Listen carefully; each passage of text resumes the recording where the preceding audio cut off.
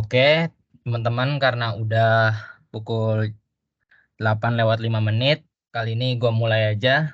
Sebelumnya kenalin, gue Muhammad Rentriadi dari Teknik Elektro 22, aktif 22. Kali ini akan memulai asistensi elektromagnetika ganjil yang akan ditutorin oleh teman kita sendiri, yaitu JP.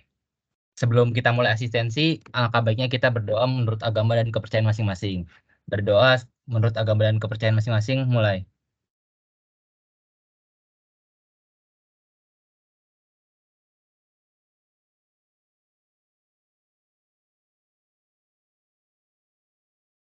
Oke, langsung aja. Boleh JP langsung Oke, itu. Ya. thank you, Han. Oke, selamat malam teman-teman semua. Jadi Go Jason di sini bakal asistensi sebentar tentang materi elektromagnetika. Dan di sini gue bakal coba ngejelasin 2 soal dari diktat sama 2 soal dari Pak Catur dari tugasnya. Itu sebenarnya di diktat ada 3 soal, cuma soal yang ketiga terlalu susah gitu. Jadi gue nggak ngerti, jadi nggak bisa ngejelasin juga yang nomor 3. Jadi gue bakal ngejelasin nomor 1 sama 2 aja. Ini gue share screen dulu ya bentar.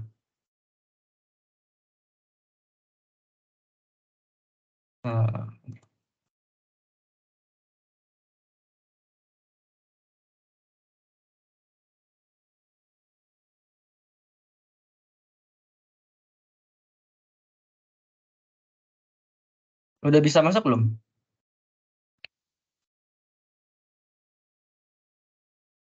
Ke ini, ke share Udah, screen-nya.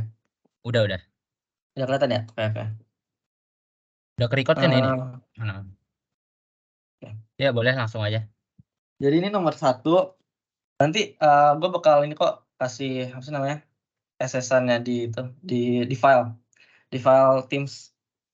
Ini nomor 1 jadi itu tentang persamaan Maxwell. Kita disuruh cari beberapa variabel-variabel, beberapa nilai dari variabel yang diminta. Jadi pertama mungkin gue tulis dulu diketahuinya ya. Bentar.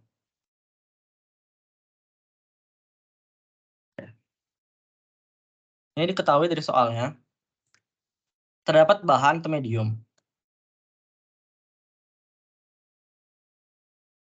Bahan atau medium yang dilalui oleh medan magnet.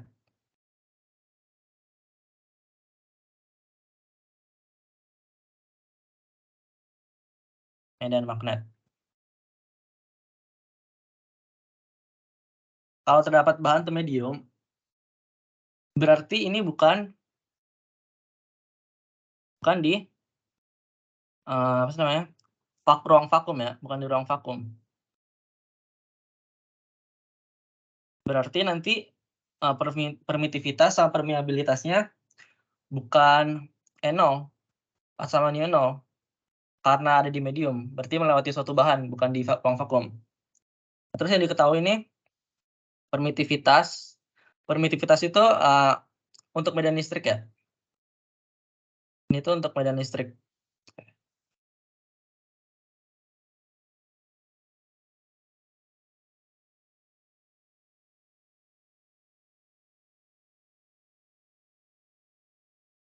Permitivitas untuk medan listrik. Dan diketahui permitivitas langsungnya 1,2 kali 10. Kita langsung ubah aja ke farad supaya nggak usah pusing lagi. Nano kan 10⁻9. 10⁻⁻9. Berarti kali 10⁻⁻9 jadi 10⁻⁻10 farad per meter. Terus diketahui juga medan apa namanya? Permeabilitas. Permeabilitas itu medan magnet dikali permeabilitas relatif. Pokoknya ingat rumus permeabilitas sama permitivitas tuh ini nih. Selalu ini. Ya. Jadi kalau misalnya diketahuin, jangan lupa kalau bisa diketahuin yang relatifnya, misalnya diketahuin relatifnya 700 gitu. Jangan pernah lupa kali 700, terus dikali sama mu 0 atau E0 ya, konstanta 0. Ini supaya tahu aja. nilainya NU0 sama N0 tuh ini ya. Ini N0 tuh 8,85 dikali 10 pangkat minus 12 karat per meter. Terus kalau NU0 tuh 4 pi kali 10 pangkat minus 7 Henry per meter. Nah, tapi di sini kan udah diketahui langsung nilai permitivitas sama permeabilitas mutlaknya. Ini tuh dinamain permitivitas mutlak, ini permeabilitas mutlak. Udah diketahui langsung, berarti kita nggak perlu ngapa-ngapain, udah dapet medan magnet. Kalau permeabilitas diketahuin 3 itu mili, berarti kita kali 10 pangkat minus 3 ya, supaya langsung jadi Henry. 10 pangkat minus 5 10 pangkat minus 5 Henry per meter. Habis itu udah diketahuin, oh ya, sama ini diberikan medan magnet dengan kekuatan ini jangan sampai salah, jangan sampai kebalik ya guys, atau bingung gitu.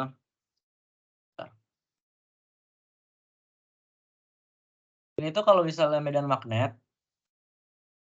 habisnya di Google pun juga suka ketukar-tukar gitu istilahnya. Kalau medan magnet itu dalam elektro lalu mengarah ke ini. Kalau kerapatan flux magnet itu selalu mengarah ke ini.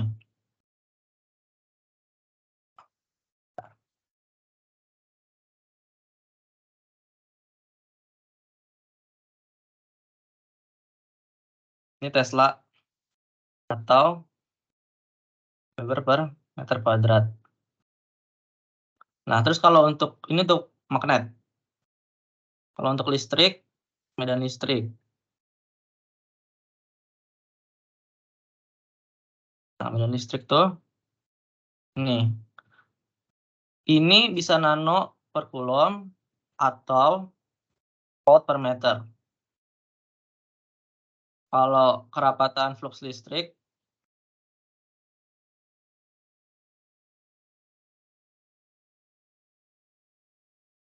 itu D.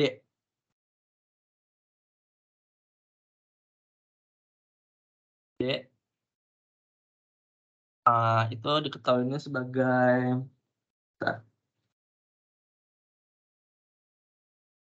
ini. Coulomb per meter kuadrat, meter kubik, meter kuadrat. Nah, jadi ini supaya gampang ingat aja kalau medan magnet H, medan listrik E. Pokoknya ekuivalen gitulah, hampir ekuivalen.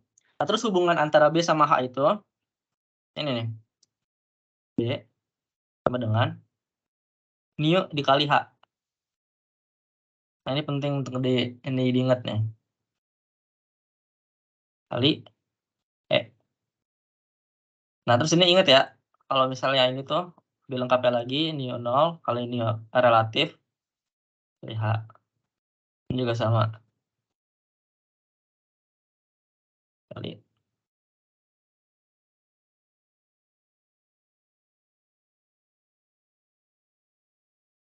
Oke.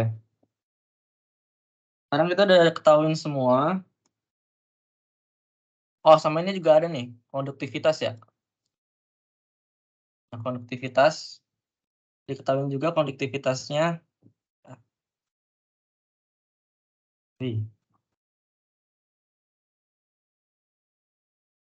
konduktivitasnya 0. Karena konduktivitasnya 0, berarti ini bahannya isolator sempurna nih.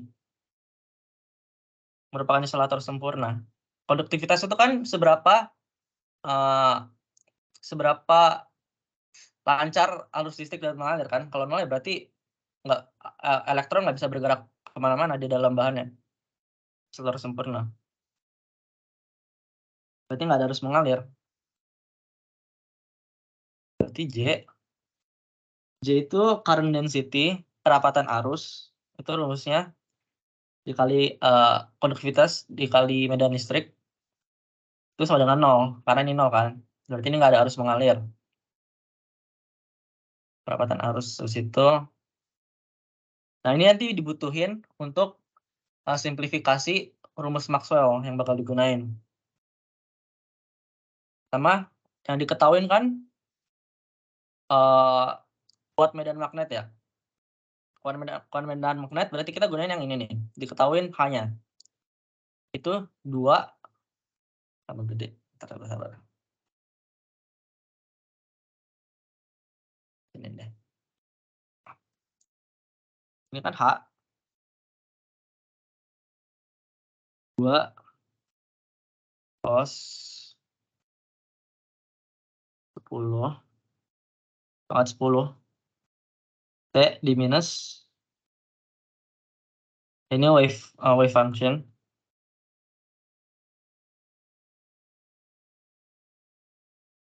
Sabar, nge-lag.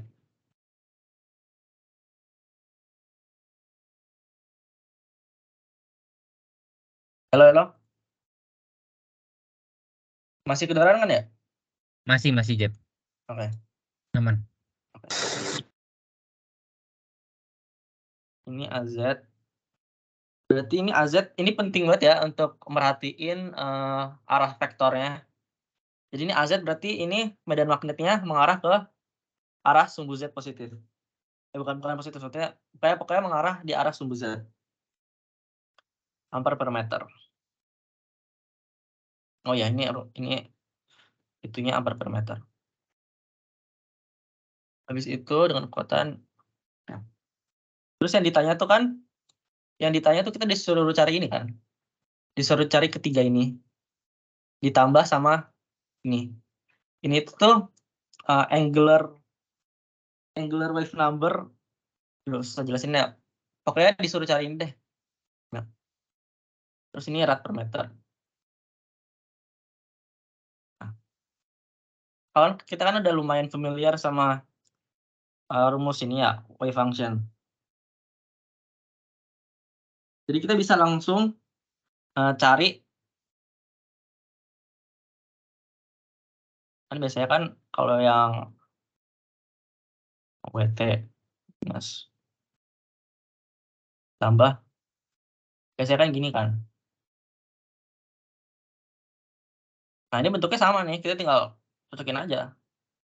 Kan kita tahu kalau W sama dengan 2 PF kan. Nah, berarti ini sama juga nih. Ini tuh berarti W-nya sama dengan 10/10. Dengan 2 PF. Nah, untuk cari apa sih namanya ini? Untuk cari ini wave number, angular wave number-nya, kita perlu nyari frekuensi dulu. Berarti frekuensinya 10/10. Oke, ini H, ini A ya. Ya, misalnya ini A supaya lebih itu ngeliatnya. Dibagi 2pi. Ini hasilnya nanti kalian dapat 1,592 dikali 10⁻⁹ Hz. Ini jadi megahertz 1592 megahertz.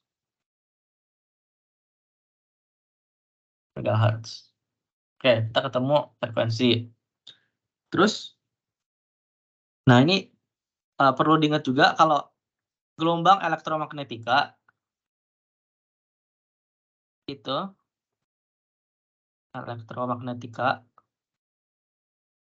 bergerak pada kecepatan cahaya kalau di ruang vakum. Tapi kan masalahnya ini kan melewati medium kan. Berarti ada efek dari mediumnya ke kecepatan gelombangnya. Berarti kecepatannya bukan kecepatan cahaya lagi. Nah, kita harus cari dulu kecepatannya. Nah, kenapa kita oh ya bentar. Ini rumusnya ini ya yang kita cari wave number-nya. Rumusnya itu 2pi per Ini untuk angular wave number. Nah, ini kita mau cari wavelength. Ini wavelength ya. Wavelength, panjang gelombang. Nah, kita cari dulu panjang gelombangnya.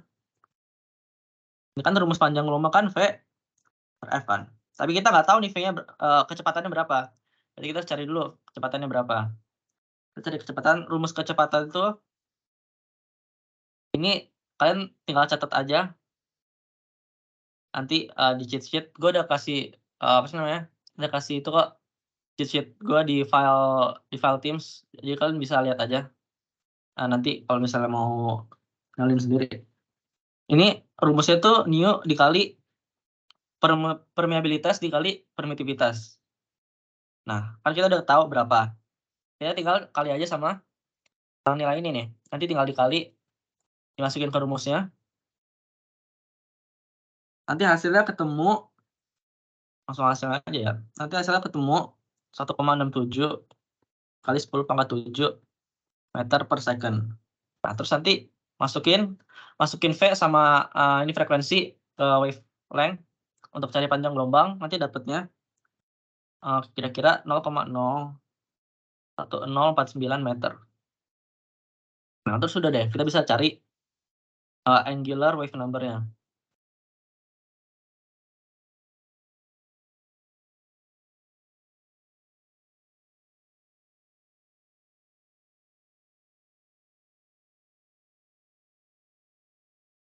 Wave number. Cari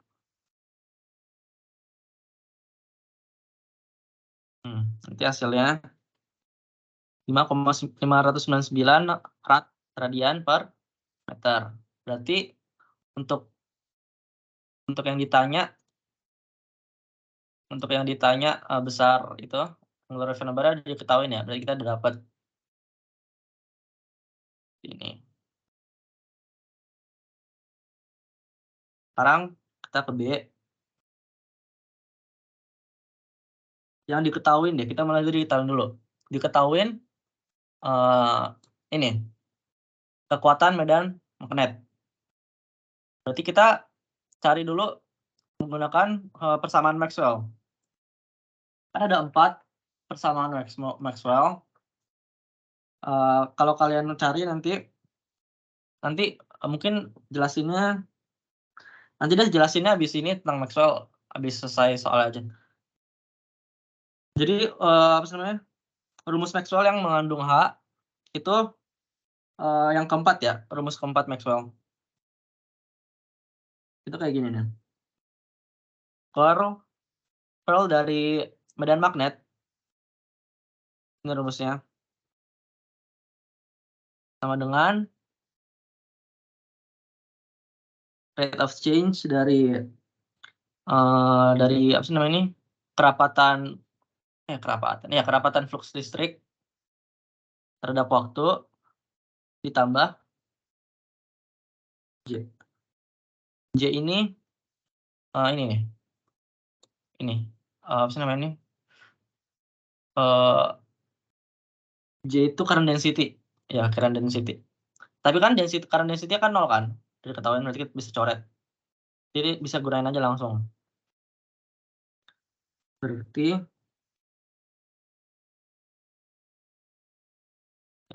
ini yang bakal kita gunain. Nah, kan kita kan bisa cross product-in ini kan. Oh ya, ini sama ini tuh apa sih namanya nih? Del ya. Gue lupa namanya apa. Pokoknya ini del operator. Ini bentuknya tuh kalau kalian ingat atau kalian coba lihat balik. Kalian coba lihat balik di bentar.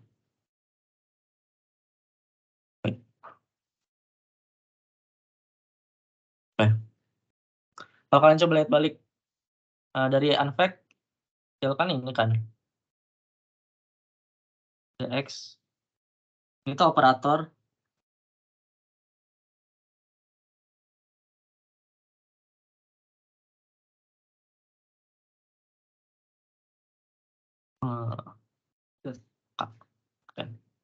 Terus ini di cross production sama H.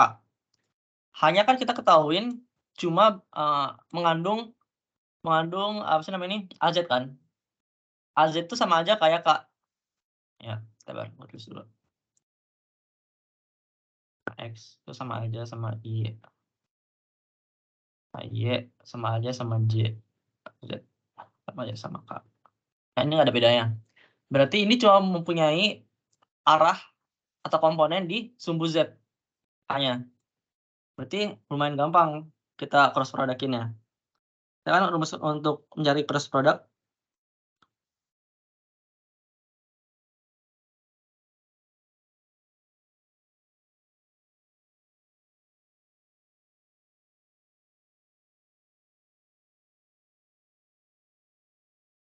ini kan 0 dari H-nya, dari medan magnet.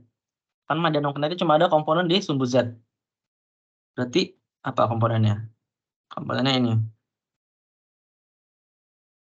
Nah, oh ya, ini diubah ke bentuk gini supaya lebih gampang nanti ngerjainnya.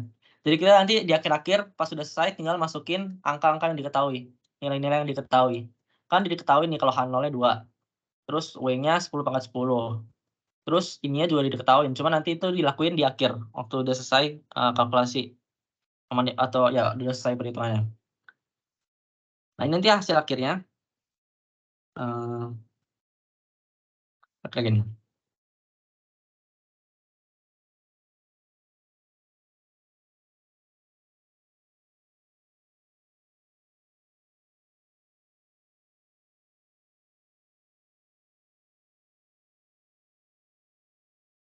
Di minus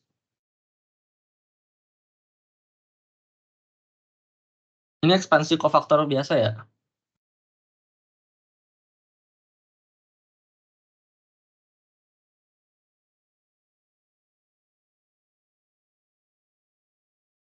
Nah, tapi ini kan nggak ada unsur y kan. Berarti kalau kita kalau kita diferensiasi parsial sama y nggak ada, berarti ini 0. Nah, kalau ini ada nggak x? Ada kan x ini min beta x apa sih namanya? Nggak tahu. Pokoknya ini ada kan, ada unsur x, berarti bisa didiferensiasi sama di partial differentiate sama x. Nah, terus nanti hasilnya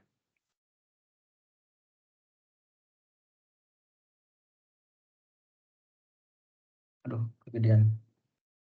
Bentar.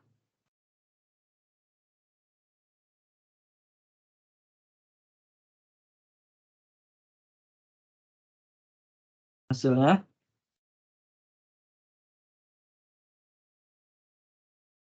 dari H0.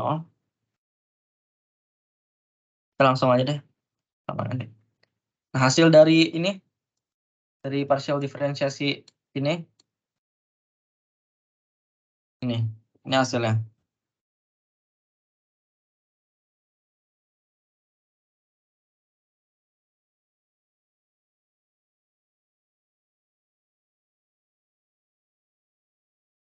Nah, karena dari rumus Maxwell kita bisa lihat kalau ini tuh sama aja sama rate of change dari kerapatan flux listrik dalam waktu.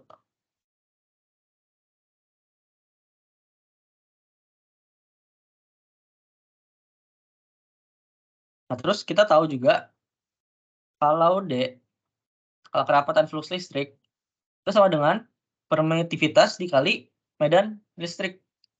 Berarti kita udah punya modal untuk untuk cari kerapatan flux listrik sama medan listrik. Kita bisa apa nih? Kita bisa integralin kan? Nanti kita bisa integralin nih.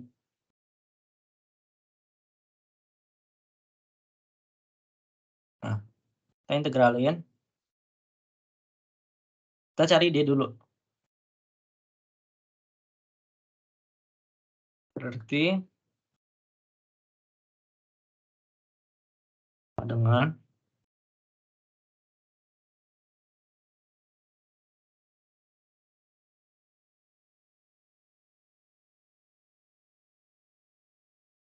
DT.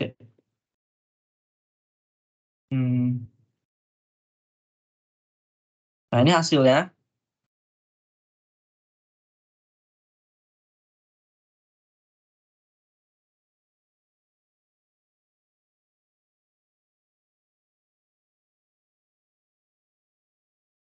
Bentar guys.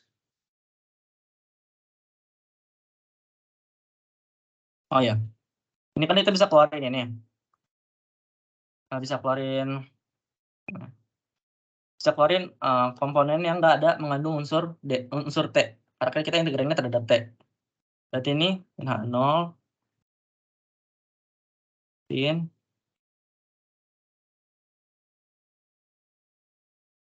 nah, berarti ini sama aja. Nanti berarti integral sin kan min cos kan. Berarti min ketemu min jadi plus cos. Nah, tapi kan di depan T ada W kan. Berarti perlu kita perlu tambahin membagi W. Supaya nanti hasilnya seimbang, ekuivalen. Berarti kalau terhadap Y, berarti arah kerapatan flux listrik itu ada di sumbu Y. Atau searah sama sumbu Y. Dan nggak ada di berarti pokoknya paralel sama sumbu Y. Berarti arah kerapatan flux listriknya. Nah, kan udah dapat nih. Kita tinggal masukkan nilai yang diketahui. Yang diketahui. Kita ketahui apa? Kita tahu ini 2 H0-nya. Kita tahu W. Kita tahu juga wave number-nya karena kita udah cari. Udah tinggal masukin deh. Yang diminta udah. Ini yang diminta soalnya. 2 dikali wave number kan 599 rad. Bagi wave number-nya 10/10.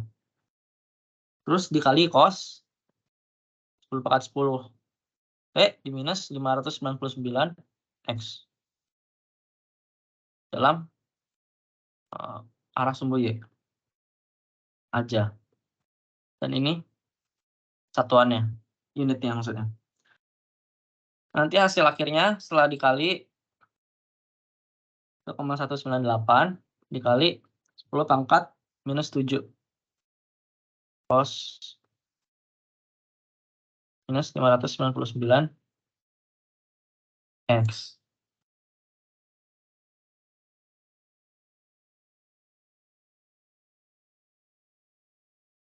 Oh iya, kalian ingat ya kalau misalnya ini 2 ini pasti selalu searah.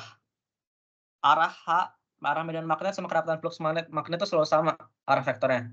Medan listrik sama kerapatan flux listrik juga selalu sama medan arah vektornya. Ya. Kan kita dapat D nih. Tadi kan D itu apa? D itu permitivitas dikali medan listrik. Berarti kita bisa langsung cari aja medan listriknya berapa. Medan listrik sama dengan D dibagi permitivitas. Udah tinggal bagi yang itu 1,198. 10/17 dibagi permitivitasnya yang diketahui itu 1,2 dikali 10/-10. Nanti hasilnya berarti kuat medan listrik itu 998 kalau kalian hitung. Kali cos 10/10 T minus 599 dian X. Jadi kalau misalnya pokoknya medan listrik sama kerapatan flux listrik itu berkaitan erat. Jadi D sama E berkaitan erat. Jadi kalau kalian udah dapat salah satu, cari yang lainnya gampang. JP, mau nanya dong, sorry. Yang pembilang Ya. itu typo nggak yang kerapatan fluxnya D-nya? Pangkat min 17 atau min 7 dah itu?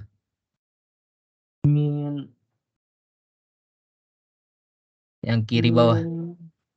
Min 7. Ini yang ini salah ya. Sorry. Ini min 7. Aman. Iya. Oke dah. Ya itu, berarti kita udah dapat D, udah dapat E. Berarti yang diminta soalnya kecil banget. Udah dapat C per meter kuadrat, udah dapat V per M, kuat medan listrik. Berarti yang dicari kerapatan flux medan magnet. Kerapatan flux magnet. Berarti kita cari B. Ini kan kita cari ini, Tesla. Nah, ini gampang. Karena apa? Karena kita udah dapat H kan, kita udah tahu H, berarti tinggal dikali sama permeabilitasnya. Ya udah deh dapat B-nya. B-nya nggak usah cari susah-susah, langsung dikali H. Berarti 3 kali 10 pangkat minus 5 itu permeabilitasnya, dikali sama H-nya tadi 2 cos 10 pangkat 10 T minus 599 X. Nah, berarti hasilnya nanti kalau dihitung 6 kali 10 pangkat minus 5 cos 10 pangkat 10 T minus 599 X. Searah sumbu Z. Tesla. Ada ketemu. Berarti nomor 1 selesai. Ya. Kita lanjut dulu deh nomor 2. Oke. Ini nomor 1 ya. Berarti nomor 1 udah selesai. Kita lanjut dulu ke nomor 2.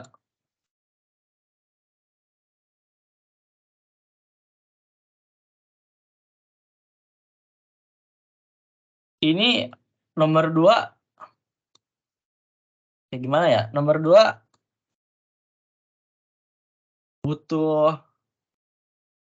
butuh ini sih, butuh teori gitu. Jadi ini butuh pemahaman, menurut gue ini butuh pemahaman yang cukup dalam karena ini hitung-hitungannya nggak susah sih, ini hitung-hitungannya. Cuma untuk cari caranya harus ngerti konsepnya.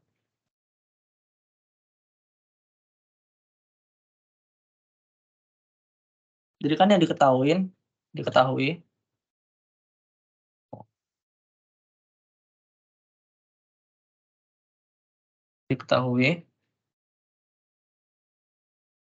dua bidang konduktor diletakkan tegak lurus satu sama lain, masing-masing bidang XZ.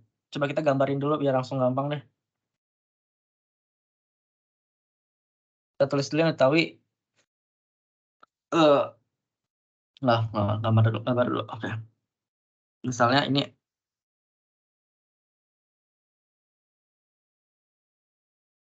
gambarnya. Misalnya ini sumbu Z, ini sumbu Y, ini sumbu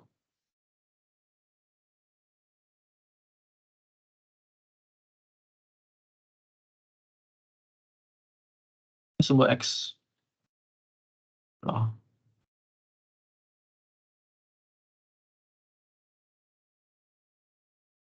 Oke. Ini sumbu X. Ini ketahuin masing-masing bidang XZ. XZ yang mana? XZ yang ini kan.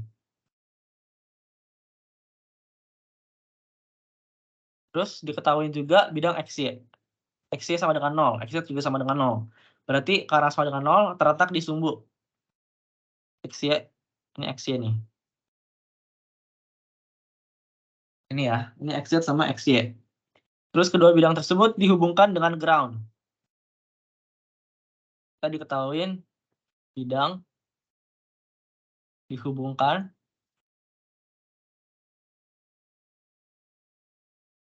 dengan ground.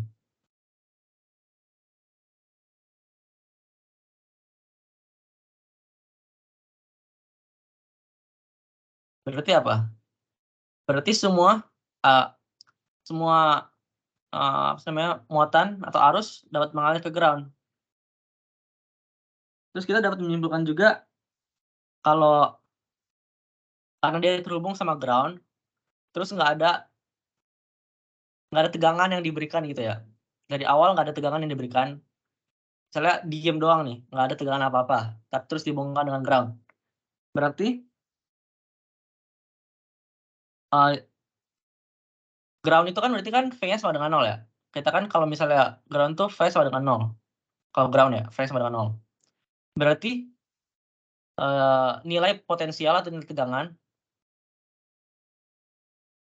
nilai V pada seluruh sabar.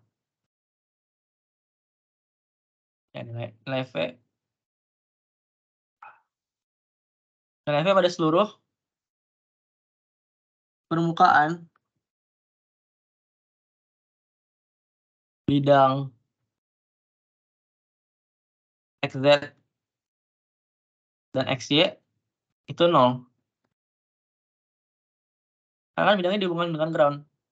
Berarti di mana-mana semua arusnya langsung mengalir ke ground. Berarti di sini langsung potensialnya 0.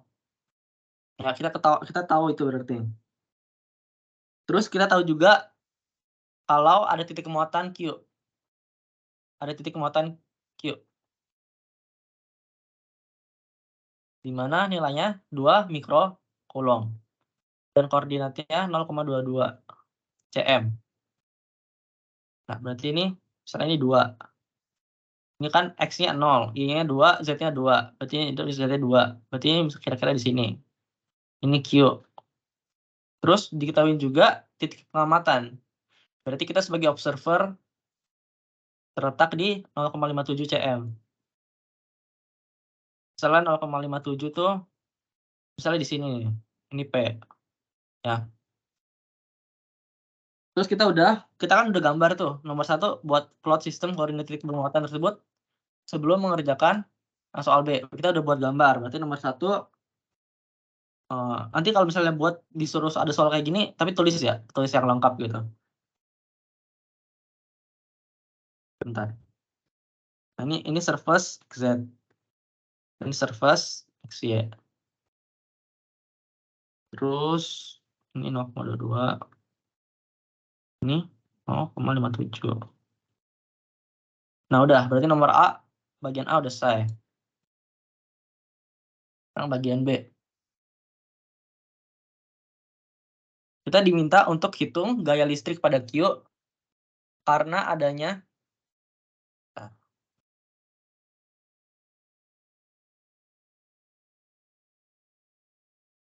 itu gaya listrik pada Q karena adanya induksi muatan pada kedua bidang tersebut. Jadi yang dimaksud tuh, kan kita kan misalnya dari posisi nggak ada muatan apa-apa nih di sekitar bidang. Terus tiba-tiba kita bawa suatu muatan Q dekat bidang. Nah, itu kan akan menimbulkan induksi kan akan menimbulkan ini kan akan menimbulkan induksi muatan di sekitar bidang. Karena kan muatan listrik itu kan sumber medan kan. Dan perubahan sumber medan listrik. Dan ini kan kalau misalnya ada sumber sini berarti nanti efek dari medan listriknya bakal merambat ke segala arah. Nah, itu kan berarti kan dalam ke segala arah di titik manapun bakal ada perubahan. Walaupun mungkin di titik ini untuk beberapa saat bakal konstan. Rate of change, perubahan medan listrik.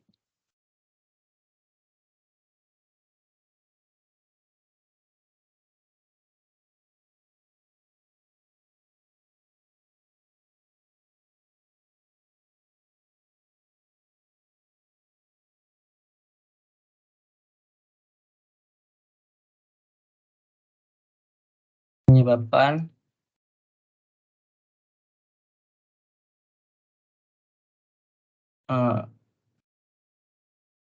suatu efek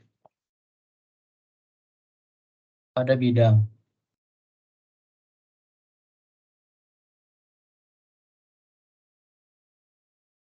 Kabar cerminan gimana ya?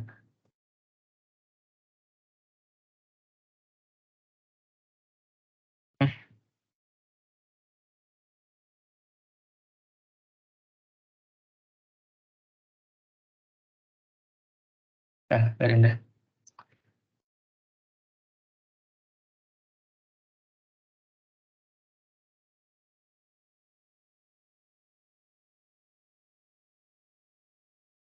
Bentar. Oh, kita coba gambar ini. Apa sih namanya? Gambar muatan gambar ini. Sistem koordinatnya. Dilihat dari titik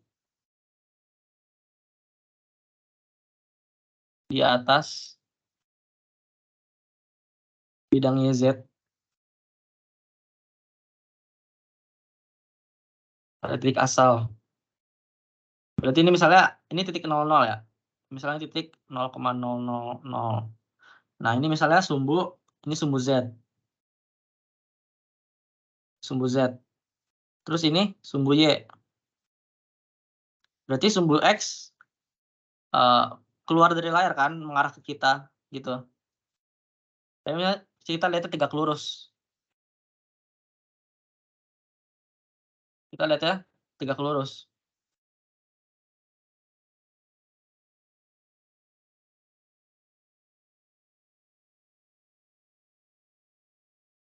Kita tegak lurus.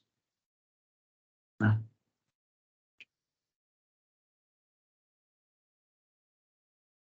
kita untuk nyelesain permasalahan itu kita butuh teori yang namanya, kita memanfaatkan teori permukaan ekuipotensial. Inti dari ekuipotensial tuh ini nih. Misalnya ada sumber muatan. Misalnya ada muatan listrik positif 1 coulomb. Ini kan pasti kan ada jarak radius kan. Misalnya ini R nih. Misalnya ini R. Terus ini misalnya jarak dari sini ke sini R. Sini ke sini R. Nah, besar gaya listrik di sini sama di sini sama kan? Karena jaraknya sama. Kan misalnya rumus gaya itu kan K dikali Q dikali muatan di sini kalau ada, terus dikali R kuadrat. Ini kan rumusnya. Berarti kalau misalnya muatannya sama di sekitar sini, kalau jaraknya sama di sekitar sini,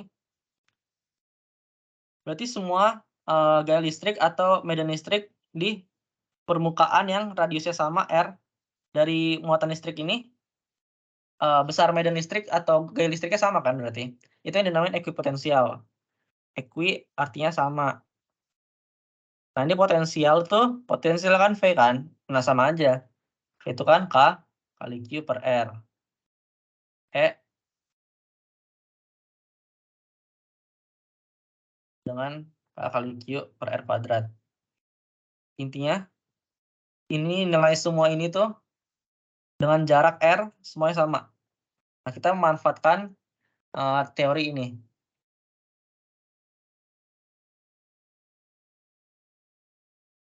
Nah, nama selain teori ini kita juga gunain teori namanya image method. Jadi kita image method itu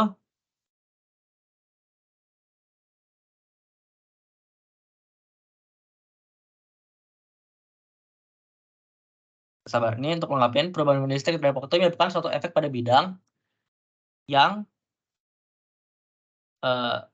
juga jadi hasil dari efeknya pada bidang itu mempengaruhi titik muatan ya, titik atau ruang di sekitarnya.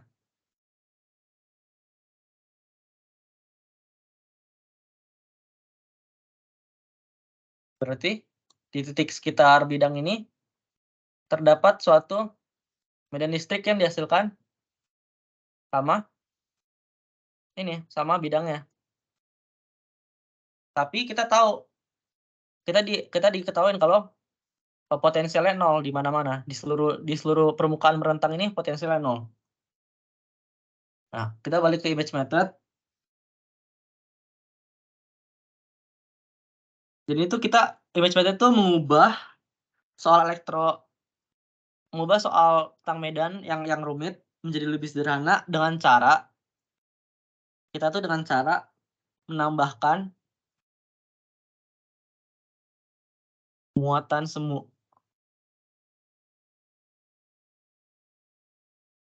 Untuk menggantikan bidang konduktor yang ekuipotensial. Oh iya, lupa bilang.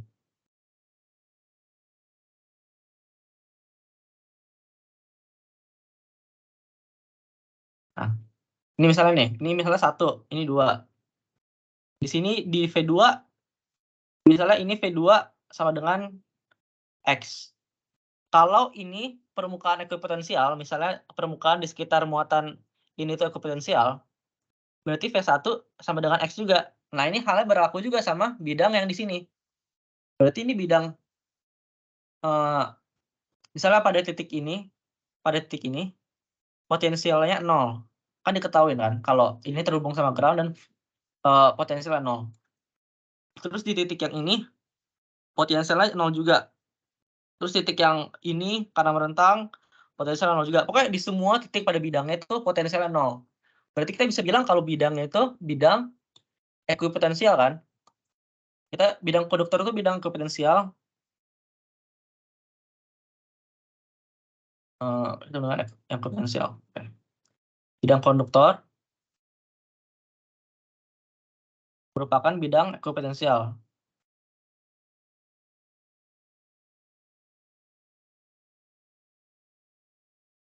Ekuipotensial. Dengan potensial atau tegangan P sama dengan 0. Pokoknya di semua titik pada bidang itu potensialnya 0. Karena terhubung dengan ground. Terus kita dapat ya untuk menggantikan bidang konduktor yang ekuipotensial. Nah, apa peran dari muatan semu ini? Muatan semu berarti ini semu itu menandakan kalau muatannya sebenarnya di realita nggak benar-benar ada ya. Cuma kita mengumpamakan itu sebagai muatan supaya ngitungnya gampang. Nah, ini muatan semu ini memiliki muatan semu ini tersebut bisa lebih dari satu muatannya memiliki peran atau efek yang sama dengan bidang ekuipotensial tersebut.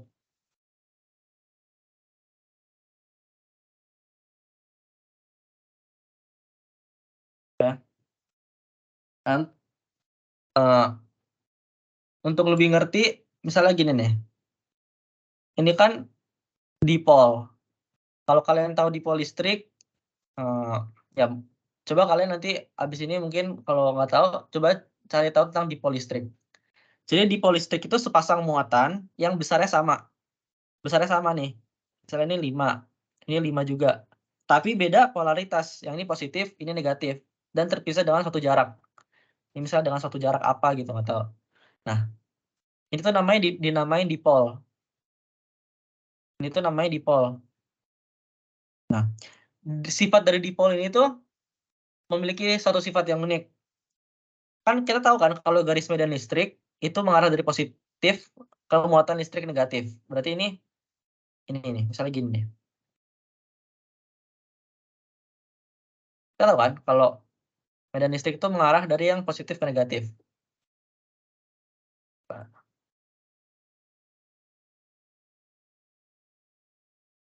Mengarah gitu. Nah, sifat dari dipol ini unik, yaitu pada titik di tengah-tengah dipol, di seluruh bidang atau garis yang merentang di tengah dipol, misalnya ini jaraknya 2, ini jarak 2. Pas di tengah-tengah ini, besar potensialnya itu sama. Jadi dari sini, jadi potensial di titik ini itu sama potensial di titik ini. Misalnya V ini misalnya misalnya V-nya sama dengan 0. Dan sama itu selalu 0 maksudnya. Di tengah-tengah tuh besar potensialnya selalu 0. Nah, terus salah satu sifat yang perlu diketahui itu permukaan ekuipotensial selalu tegak lurus.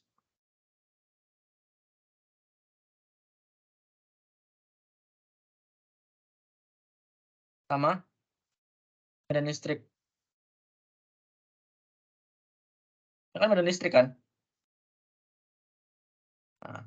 Nah, pas di titik ini nih, di tengah-tengah, ini tegak lurus nih.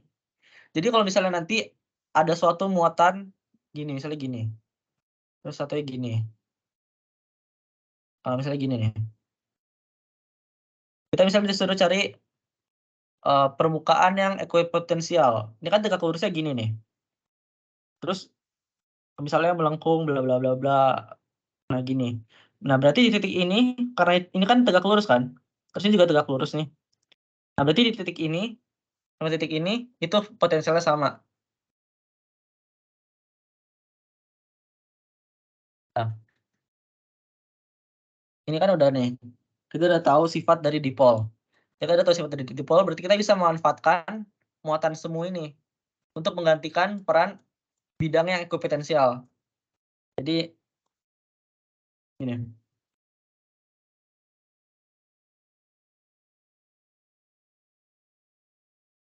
Ini yang tadi dilihat Z, Y. Nah, misalnya ini Q nih. Ini Q.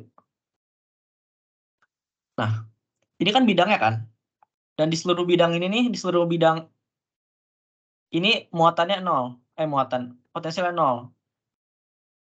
Nah, kita bisa nambahin suatu muatan semu.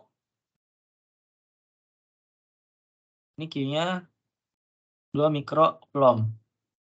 Misalnya ini muatan semu di sini sama kayak dipol, sama kayak sifat dipol yang ini, kita tambahin minus 2 mikrocoulomb. Berarti kalau misalnya ini plus ke positif, plus ke negatif medan listriknya, berarti kalau mengikuti sifat dari dipol, semua permukaan yang pas di tengah-tengah, ini kan jaraknya kan, coba kita lihat jarak dari ini 0,22. Berarti 0,22, 2 ke Y, 2 ke Z. Berarti ini 2 meter. Ini 2 cm. 2 cm itu 0,02 meter.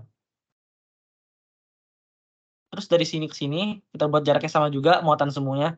Ini muatan semu ya. Misalnya kita namain muatan semunya Q1. Q1-nya itu minus 2 coulomb. Minus 2 mikrocoulomb. Dan jaraknya sama. Berarti untuk semua titik atau garis yang merentang di tengah-tengah dipol ini, potensialnya 0.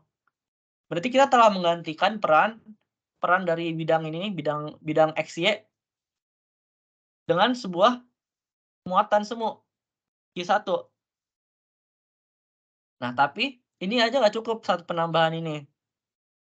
Karena misalnya gini nih, ini. Ini tegak lurus nggak sama bidang XZ? Sama bidang yang ini? Enggak kan? Berarti di sini potensialnya nggak 0. Nggak bisa, berarti kita butuh muatan semu tambahan. Kita butuh muatan semu tambahan. Nah, ini juga sama. Ini di sini bla bla bla nggak kena, nggak tegak lurus ini. Nggak bisa. Misalnya kita buat tambahan dulu di sini 1. Ini jaraknya ke sini sama ke sini sama ya? Sama. Terus ini ke sini juga sama. Sama-sama 0,02 maksudnya. Ini supaya jadi dipol dengan yang kanan, ini kan ada minus kan, ini negatif. Ini positif. Supaya jadi dipol kita butuh ini positif juga. Berarti ini positif. Namanya Q2 positif 2 mikrocoulomb. Nah, berarti ini sama ini udah menghasilkan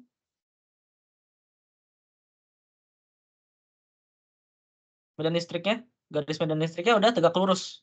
Berarti untuk efek dari Q2 dan Q1 nih, seluruh permukaan XZ sama potensialnya. Sama dengan 0. Tapi ini aja nggak cukup Q3, Q2. Karena kan ada ini nih, misalnya gini nih, ini tegak lurus nggak? Enggak kan? Berarti kita butuh supaya simetris. Supaya simetris kita butuh penambahan satu lagi di sini. Supaya jadi dipol dengan Q2 dan jadi dipol dengan Q, kita butuh ini negatif. Ini negatif. Kita namain Q3. Negatif 2 mikrocoulomb. Nah, coba kita lihat karakteristik dari muatan semu ini. Udah menghasilkan efek yang sama dengan bidang konduktor yang ekuipotensial atau belum? Ini kan positif. Kalau kita ngikutin sifat dari dipol yang tadi udah dijelasin di sini, mungkin nanti bakal gue share mungkin di dokumen gitu tentang informasi lebihnya. Ini kan positif ke negatif, jaraknya sama, jaraknya simetris. Bidang ini tepat di tengah kedua muatan ini, berarti tegak lurus. Udah, pokoknya sifat dipol gitu, tegak lurus medan listriknya. Berarti di titik ini semua potensialnya 0, berarti memenuhi. Nah, terus di sini juga ada tambahan muatan, udah simetris. Pokoknya sifat dari ini semua tuh simetris. Ini kan saling mendorong dengan yang positif-positif. Ini juga yang negatif-negatif saling mendorong. Pokoknya nanti hasil dari semua efeknya itu menghasilkan peran yang sama dengan dengan bidang konduktor yang ekuipotensial, di mana V-nya sama dengan 0. Berarti kalau kita udah gini, kita dapat sistem ini dong, sistem muatan di mana terdapat 4 muatan. Ini Q0.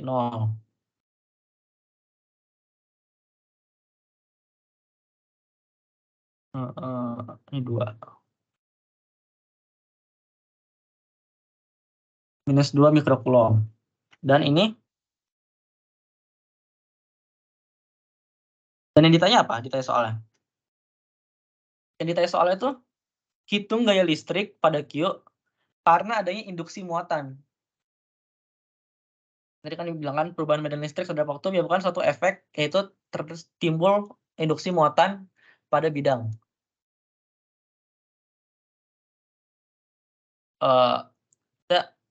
Itu gaya listrik pada Q karena adanya induksi muatan pada kedua bidang tersebut. Berarti yang ditanya tuh apa efek dari bidang ini terhadap Q0? Kan ditanya gaya kan? Gaya listrik. Rumus gaya listrik kan F sama dengan K Q sumber dikali Q tes subjek dibagi R kuadrat jarak. Ini kan R.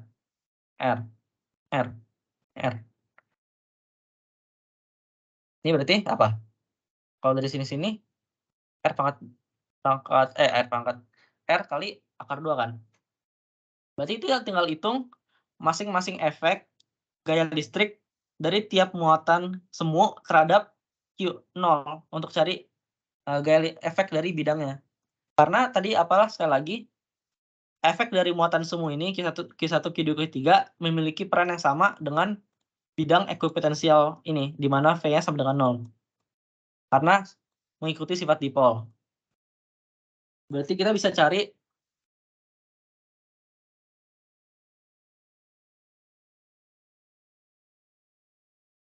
nah ini sebenarnya hitungnya gampang, cuma yang perlu teliti itu kita harus merhatiin arah vektor. Kita harus perhatiin arah vektor. Misalnya kita coba cari ini dulu deh. Kita coba cari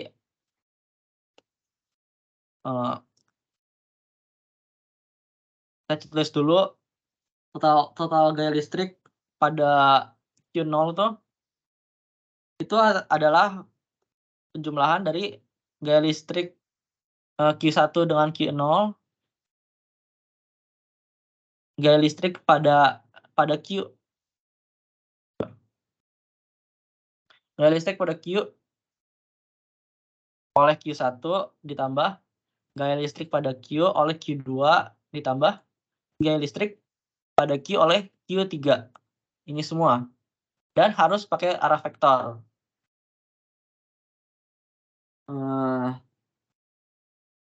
Ya. Coba kita tulis, misalnya gue tulis satu contoh aja ya. Nanti yang berikutnya untuk Q2 sama Q3 gue langsung tulis hasilnya aja karena kalau nggak kelamaan nanti. Misalnya nih Q gaya listrik pada Q oleh Q1. Cari. K dikali kali Q1 kan -2.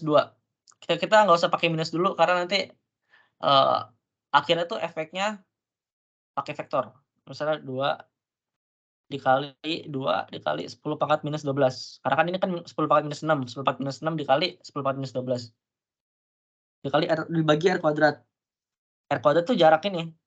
Jarak R tuh berapa? Lihat. Ini kan 0,02. Ini 0,02. Berarti dari sini ke sini 0,04. Ini 0,04 meter kuadrat. Nah, K itu kan tadi, nah, 8,99 atau enggak lebih gampangnya 9 deh. 9 dikali 10 pangkat 9. Ini konstantanya K. Nah, nanti kalau dikali hasilnya 22,475 Newton. Tapi ini kan magnitude kan? Itu magnitude. Kemungkinan besar yang ditanya di soalnya tuh mintanya arah vektornya juga. Nah, ingat sekali lagi sifat dari muatan listrik, yaitu kalau positif ketemu negatif dan positif atau yang like ketemu like, ini saling mendorong. Sabar. Aja deh. Salah. Lebih gampang gini. Pokoknya kalau muatan positif, medan listriknya mengarah keluar. Nah, gitu. Kalau muatan negatif, medan listriknya mengarah ke muatan.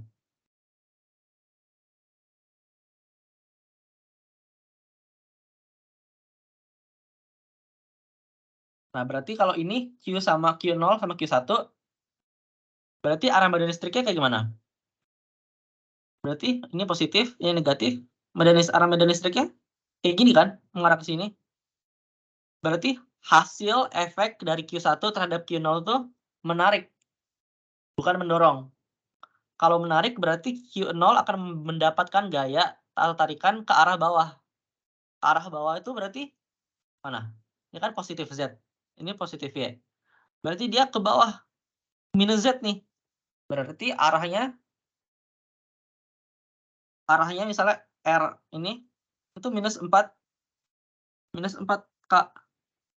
Tapi unit vektornya itu minus 4 dibagi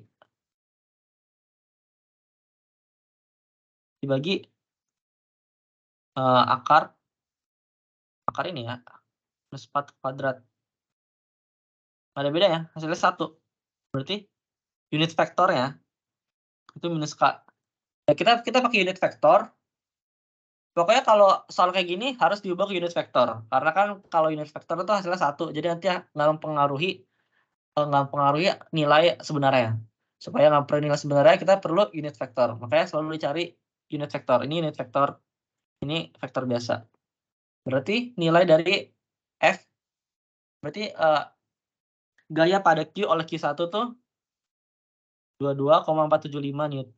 5 minus 22,475 K Newton.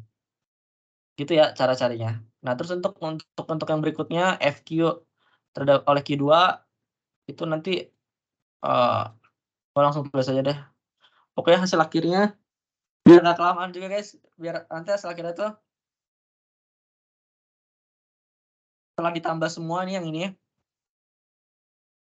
itu hasil akhirnya, bentar. Hasil akhirnya F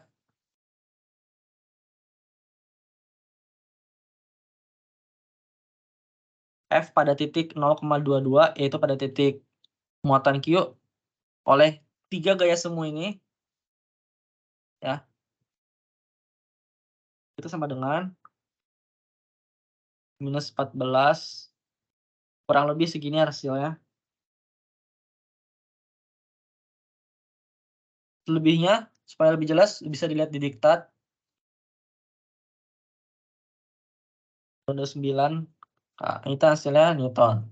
Ini hasilnya ya. Terus diminta juga yang soal C. Aduh. Nah, soal C hitung potensial dan kuat medan listrik. Potensial itu kan sama medan listrik, itu kan F bagi Q.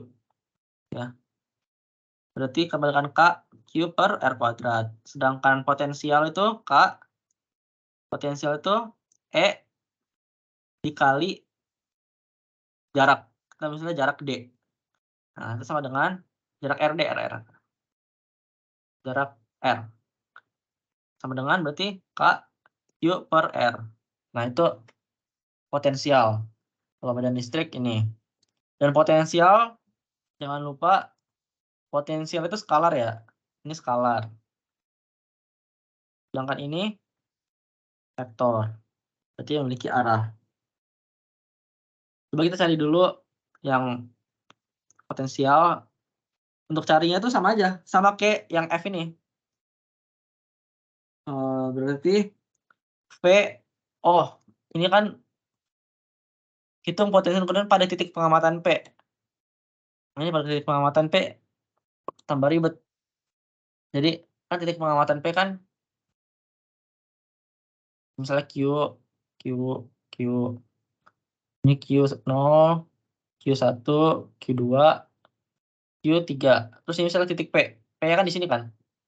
Nah, jadi untuk cari medan listrik di titik P, kita harus hitung semua efek dari tiap muatan ini. Hitung satu-satu terus ditambahin.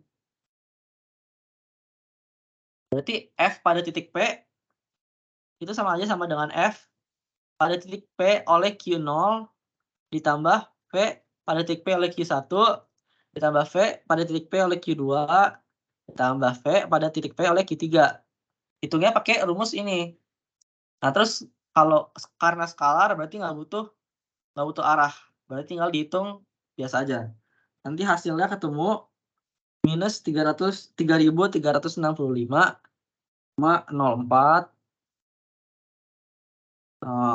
joule per coulomb atau volt. Hasilnya sekitar segitu. Terus untuk medan listrik. Karena medan listrik membutuhkan arah, berarti cara kerjanya sama kayak yang V. Kita cari dulu masing-masing efek dari masing-masing muatan semu sama muatan ini juga karena yang ditanya di titik P. Terus ditambahin. Misalnya ketemunya kan yang FQ oleh Q1 ketemunya minus 22,2475 K. Nanti untuk yang Q berikutnya Q2 dan Q3 kalian ubah juga ke bentuk yang bisa ditambah atau dikurangin juga. Adisi atau subtraksi vektor, penambahan atau pengurangan vektor. Supaya gampang hitungnya. Ini juga sama yang E. Berarti efek muatannya itu medan listrik muatan. Ya, medan listrik pada P oleh Q0 ditambah medan listrik P oleh Q1 ditambah efek medan listrik P oleh Q2 ditambah efek medan listrik P pada titik P oleh Q3. Nah, nanti kalian cari, nanti kalian ketemu akhirnya. Selebihnya bisa lihat diktat supaya lebih jelas. Nanti hasilnya kalian ketemu 96,115 J. J itu A sumbu Y ditambah 231,0905 K nano per coulomb. Atau magnitudenya itu sama dengan 251,034 nano per coulomb. Ini magnitudenya. Itu untuk nomor 2. Untuk nomor 3 diktat itu nggak tahu, itu menurut gua terlalu susah untuk dimasukin jadi soal UTS. Jadi dan gua juga nggak ngerti soalnya, jadi nomor 3 diktat di skip aja. Sekarang nomor 3 ini soalnya dari soal Pak Catur yang nomor 3.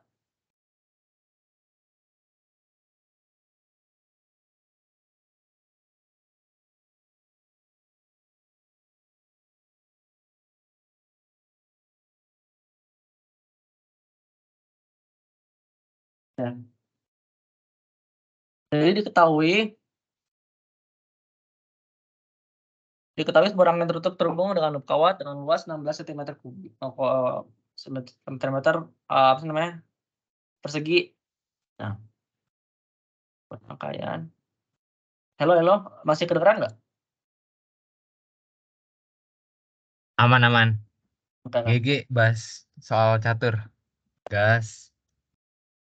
bentar, ini lagi error nih.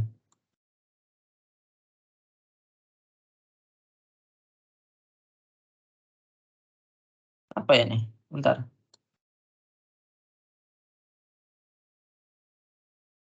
Oke, udah bisa lagi.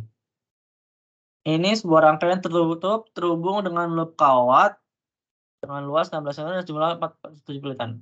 Jumlah lilitan dah, kita tulis dulu jumlah lilitannya N-nya 47 lilitan. Berada di dalam medan magnet dengan vektor normal permukaan loop sejajar. Kita coba gambar ini ya sistemnya dulu.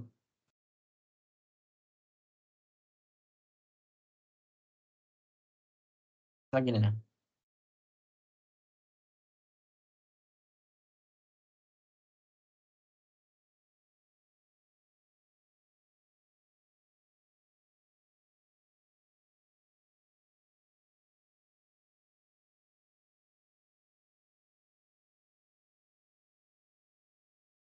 Jadi deh. Jelek banget. Bentar. Ya misalnya nih gini.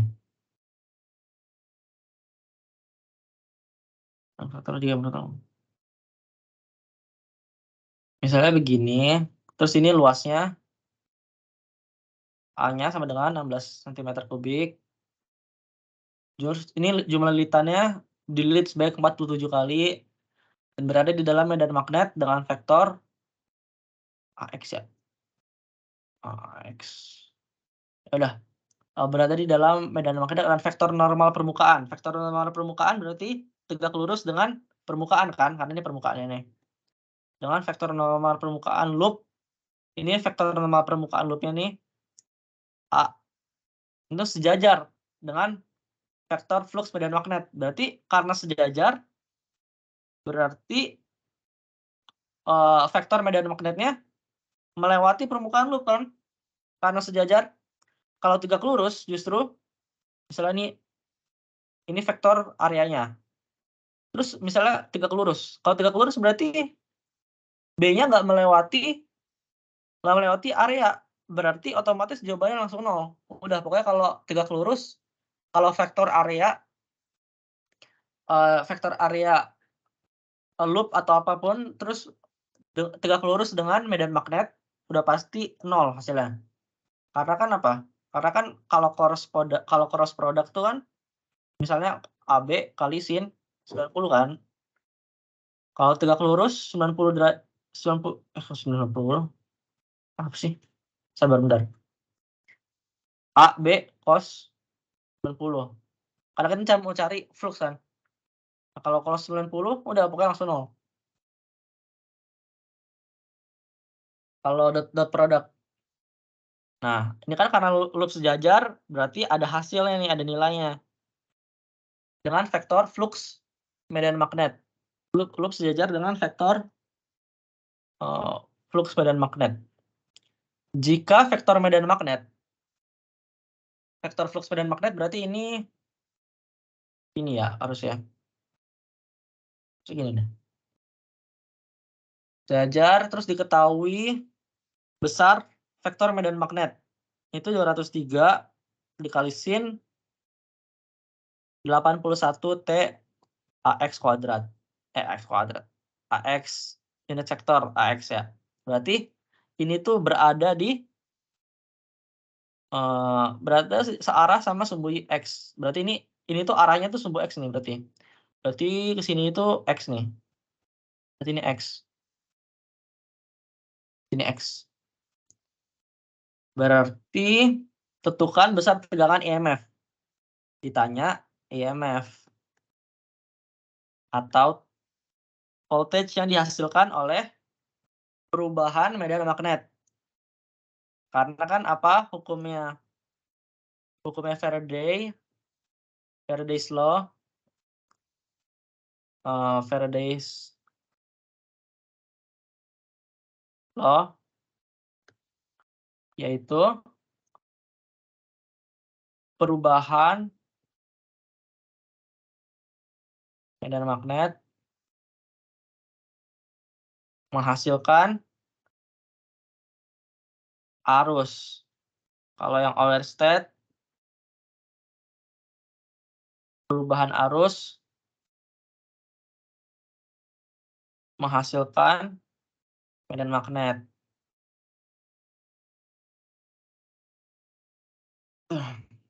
EMF atau F atau voltage dan arus yang dihasilkan. Karena kan kalau ada tegangan berarti ada arus.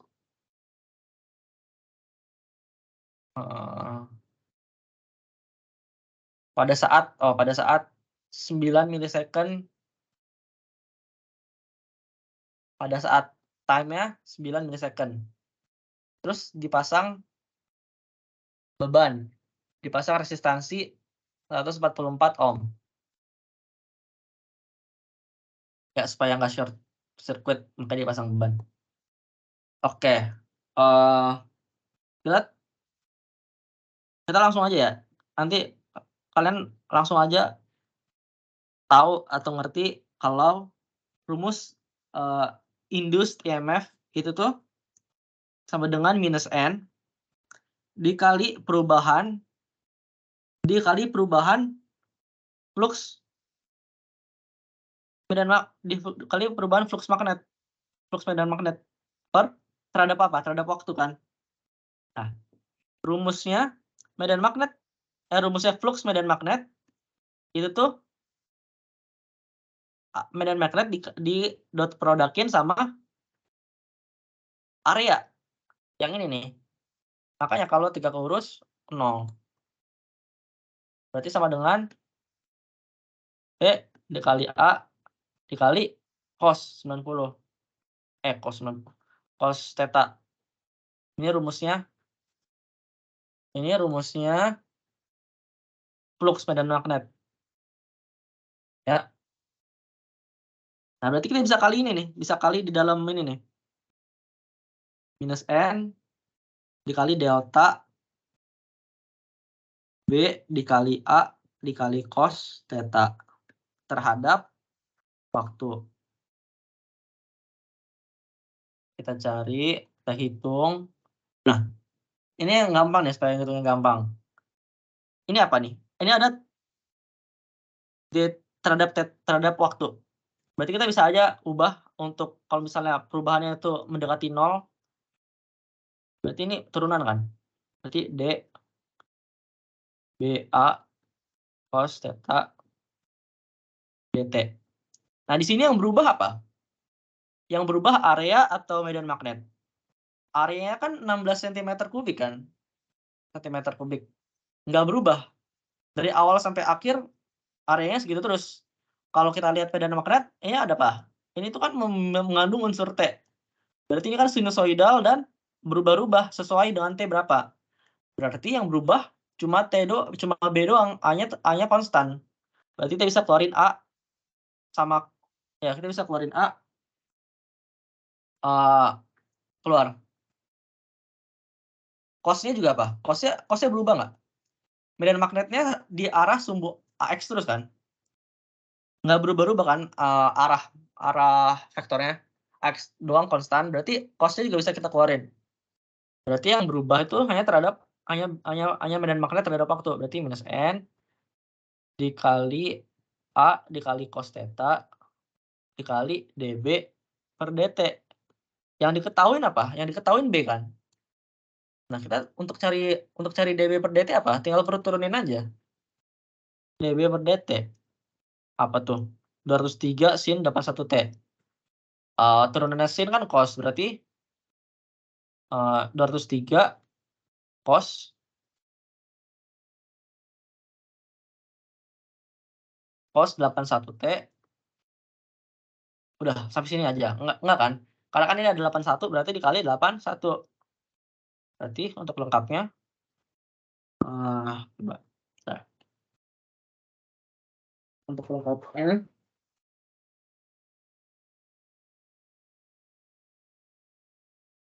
Untuk lengkapnya terus 3 dikali 81. Ini untuk lengkapnya berarti 16.443 cos 81T adalah pada sumbu X Tesla. Ini perubahan rate of change dari medan magnet. Berarti kita udah ketahui dB/dt, tinggal masukin deh rumusnya. Minus 47 dikali 16 dikali 10 pangkat minus 4 karena centimeter kita ubah ke meter. Dikali ini kali 600 ribu. 4. Oh ya, sama T. Kan kita T diketahui kan? Besar tegangan EMF dan arus induksi pada saat 9 milisecond. Berarti nanti 9 ini tinggal dimasukin ke sini. Kita langsung masukin aja ya. Kita langsung masukin T-nya 9 untuk T sama dengan 9 milisecond. Berarti itu sama dengan cos 1 dikali 9 per 1000 kali 0,729. Berarti ini cos 0,729 dikali cos 0,729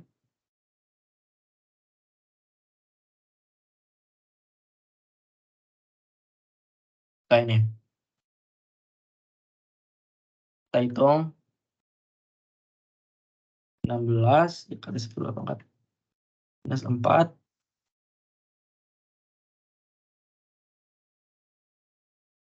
kali 16.443 dikali cos 0,729. Ini tuh kalau nggak ada keterangan, maksudnya nggak ada keterangan derajat atau radian, kemungkinan besar itu dimintanya berarti radian ya, satuan sudutnya. Berarti ini kalau pakai sudut radian,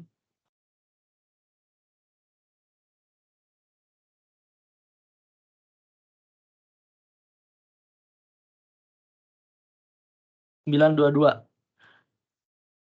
Gua tambahin dulu radiannya. Radian. Hasilnya 922 minus 922 sama 242. Mungkin aja nanti di hasil jawabannya nggak ada minusnya. Dan itu nggak apa-apa. Karena minus ini cuma menandakan, cuma simbol doang kalau hasil tegangan yang dihasilkan oleh induksi muatan induksi medan magnet itu besar tegangannya selalu berkebalikan arah, selalu berlawanan dengan laju perubahan flux magnet. Ya, mungkin ini bisa dijelasin supaya lebih jelas lagi. Pokoknya kalau flux magnet meningkat, berarti IMF yang dihasilkan, IMF akan berusaha membuat flux magnet menurun. IMF akan berusaha membuat flux menurun, induced flux. Ya. Kalau fluxnya menurun, IMF akan berusaha membuat flux meningkat. Cara tahunya gimana? Pakai kaidah tangan kanan. Oke, berarti ini misalnya contohnya ya. Contohnya kalau misalnya ada kawat. Nah, terus ini flux atau B meningkat. Ini meningkat nih. Berarti kalau pakai kalian tahu kaidah tangan kanan kan, yang kaidah tangan kanan. Ini wajib tahu.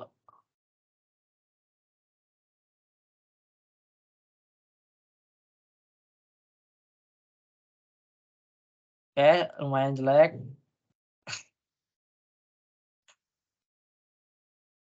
Ya, ini pokoknya selalu misalnya ini kalian cross productin A kali B. Pokoknya yang pertama ini selalu ditelunjuk. Terus yang kedua ini selalu di jari tengah. Terus hasilnya selalu jempol. Udah pokoknya kayak tangan kanan gitu. Nah, dan ini sama aja ya, sama kalau kayak ini.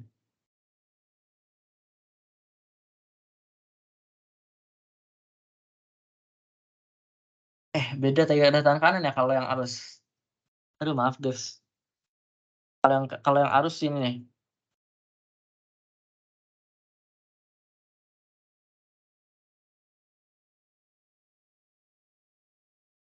Ini misalnya arus atau I, ini arah medan magnet yang dihasilkan. Jadi IMF itu kan tegangan kan? Tegangan ada kalau ada arus. Berarti ini tegangan yang dihasilkan akan berusaha melawan perubahan flux atau medan magnet. Misalnya ini di sini medan magnetnya meningkat kan?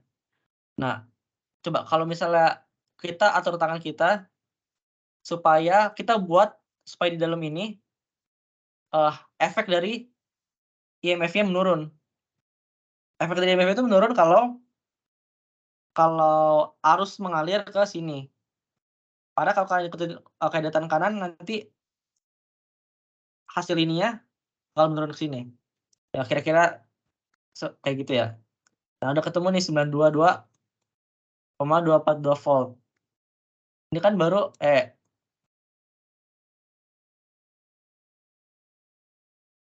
Nah,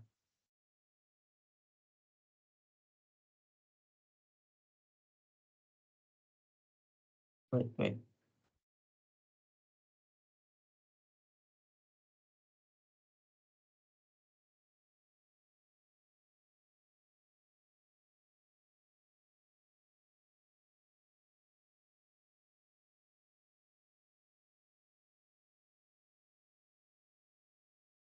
Oke. Ini kan yang ditanya dan arus induksi dan arus yang diinduksikan. Jika rangkaian dipasang beban 144. Ya, jadi ini ikutin hukum Ohm aja, hukum Ohm. P sama dengan IR. Udah diketahuin V sama R. Berarti tinggal cari I. P-nya 922,242 dibagi resistansinya 144. Berarti nanti hasilnya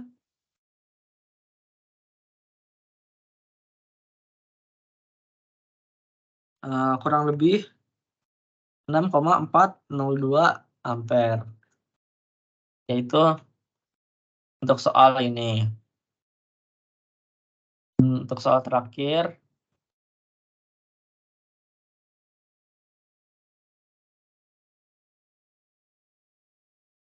Soal terakhir.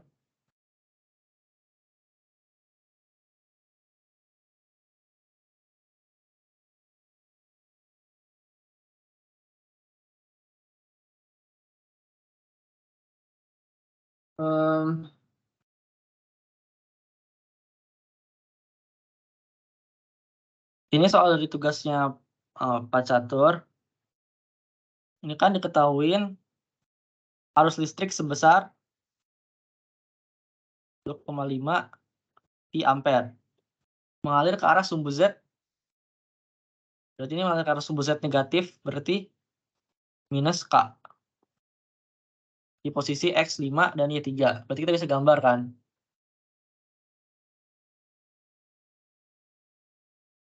Bisa gambar.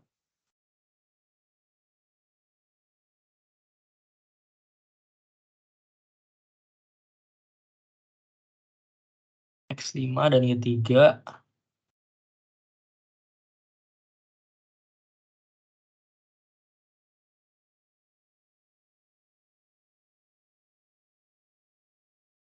X. Jangan X. X, Y, Z. Misalnya X5, ini Y3. Berarti kira-kira di sini. Dan ini arusnya nih. Ini kawatnya. Mengalir ke arah sumbu Z negatif. Mengalir ke sini, I-nya. Terus hitung medan magnet di posisi 3,5. Berarti ini misalnya 3, ini 5. Kita disuruh cari ini A. Ya, A 3,50. Terus ada juga medan magnet di posisi 7, apa tuh? 7, 4, 3. Bentar. Ya 743. Misalnya 743 tuh misalnya di sini deh. Ya di atas. Ini bukan di bawah, ini kayak di atas gitu nih. Misalnya B. 7,4,3. Nah, kita hitung pakai rumus Biot-Savart. Rumus Biot-Savart tuh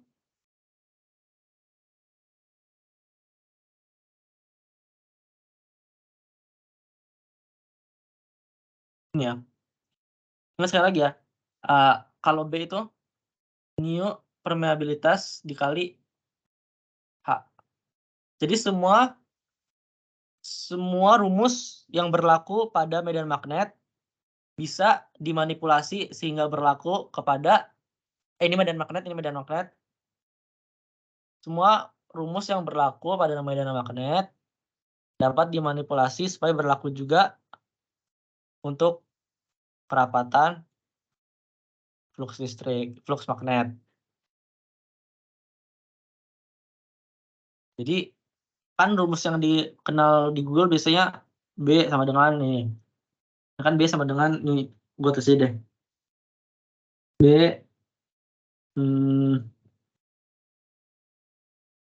wait. Oh ya. B. Nah, ini kan karena nggak dispesifikasiin kan, nggak dijelaskan berapa panjang dari arusnya. Berarti kita asumsi kawat atau arus merentang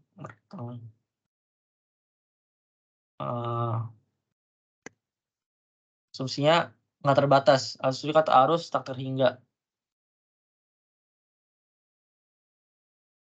Kan rumus Biot-Savart kita gunain rumus Biot-Savart. Kan rumusnya nu ya nu. Ya nu kan sama dengan nu kali nu R kan. Nu dibagi 2 H dikali H itu jarak ya. Ini untuk jarak tulis R aja deh biar lebih familiar.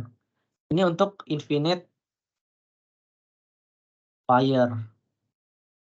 Dan kemungkinan besar soalnya nanti bakal tak terhingga panjangnya. Kemungkinan kalau soal kayak gini. Ini nu dikali arus. Nah, kalau rumus untuk yang H, karena kan kalau B itu kan nu dikali H, berarti kalau untuk rumus yang H nggak ada nu-nya, berarti langsung I per 2 PR.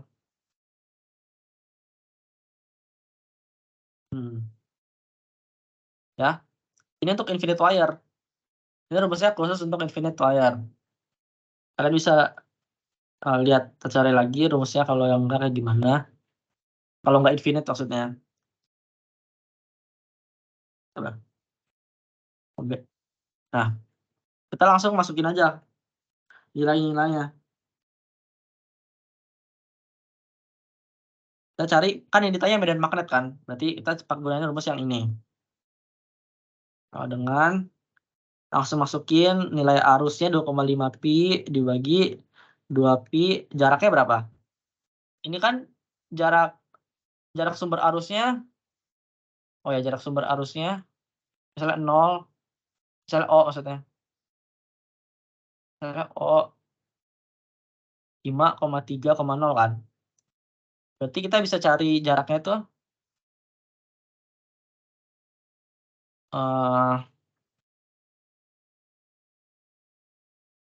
AA. Oh, berarti jaraknya itu dari O ke A ya. Dari sumber arus ke titik yang yang mau dicari tahu nilai medan magnetnya. Berarti dari ini ke sini tuh OA sama dengan 3 kurang 5 minus 2.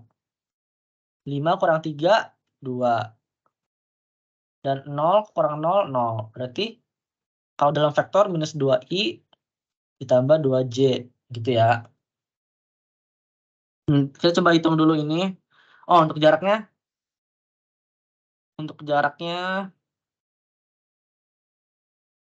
berarti HA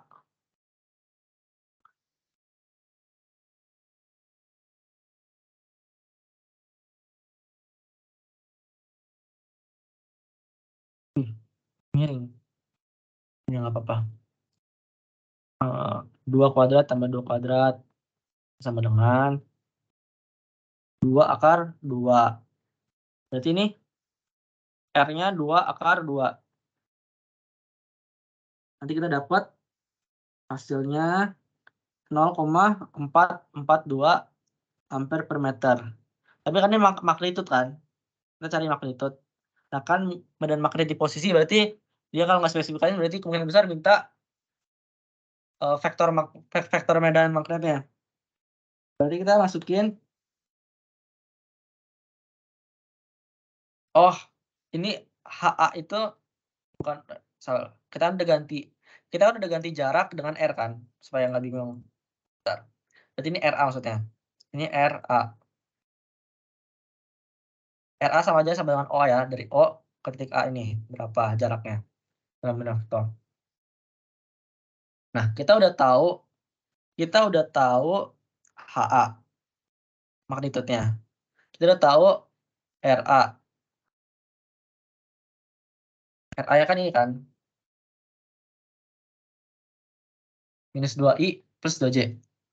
Terus yang kita mau cari tahu sekarang arahnya kan, arah vektornya. Ingat sekali lagi, kalau menggunakan kaidah tangan kanan, arah medan magnet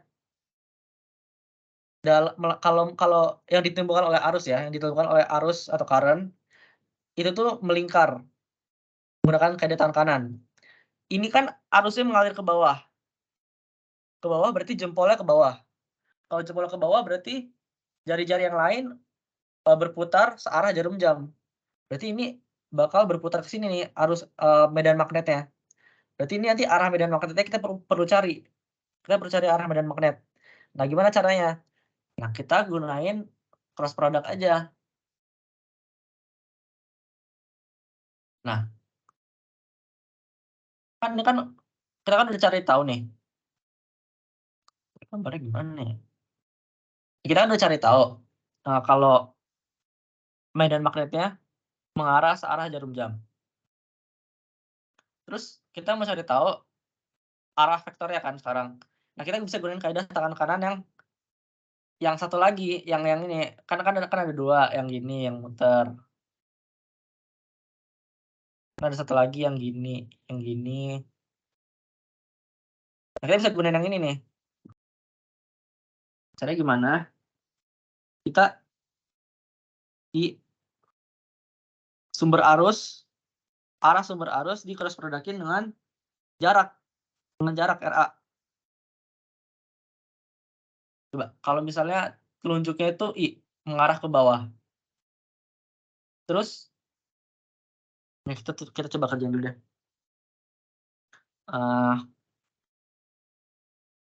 Kan I, C, K, nah,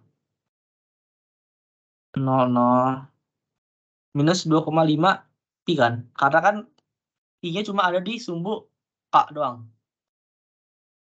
Terus ini kalau H-nya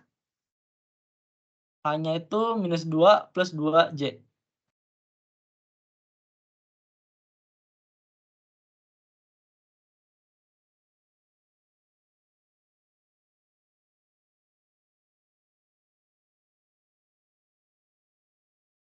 Nanti kalau kalian hitung pakai ekspansi faktor, hasilnya ketemu 5pi ditambah 5pj. Ini tapi baru vektor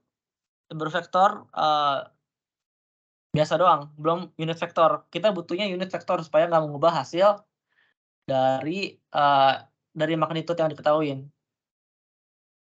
Berarti kita cari unit vektor, misalnya ini T ya, misalnya T. Misalnya T, ya T vektor.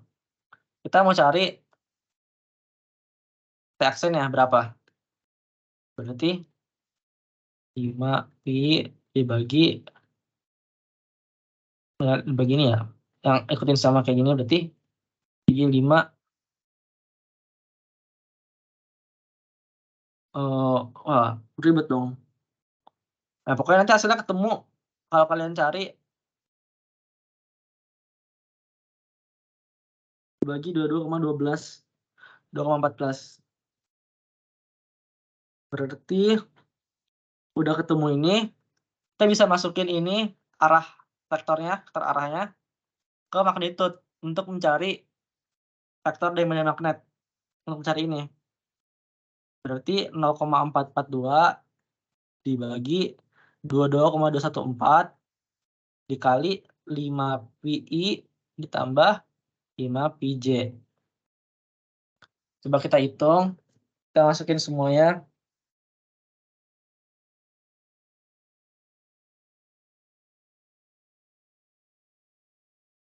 Dikali 5pi. Berarti untuk I itu hasilnya 0,312 I ditambah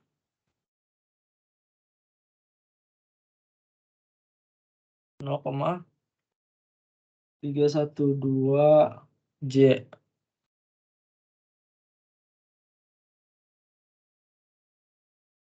Ya, kira-kira jawabannya segini. Ampere per meter. Waduh, kecil banget. Terus untuk medan magnet di posisi 74,743 juga sama.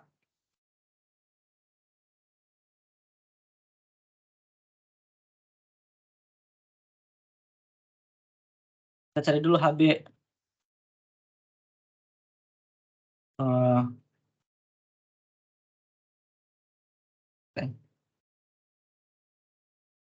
HB itu kan 2,5 pi, arusnya, rumusnya.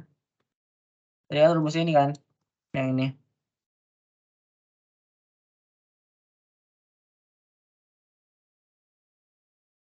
2,5 pi dibagi 2 pi R. Jaraknya berapa tuh? Pokoknya nanti kalian ketemu jarak antara B dari sumber arus ke B itu jaraknya nanti kalian ketemu kalau cari dikali akar 5. Nah, ini nanti hasilnya kira-kira 0,56 magnitude ya, 0,56 ampere per meter. Terus untuk vektor HB-nya berapa? RB.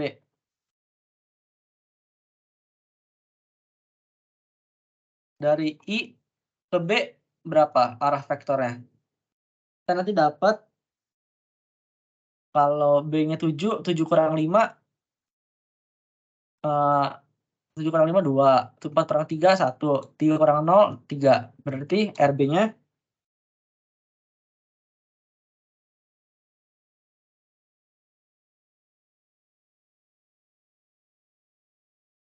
bentar.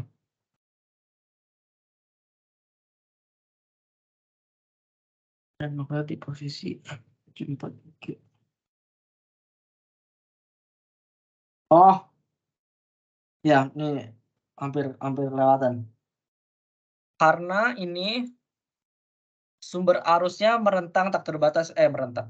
Sumber arusnya infinite kan. Pokoknya dari di sumbu Y itu di sumbu Z itu nggak terbatas ke bawah, ke atas terus. Berarti arah terhadap sumbu Z nggak berpengaruh.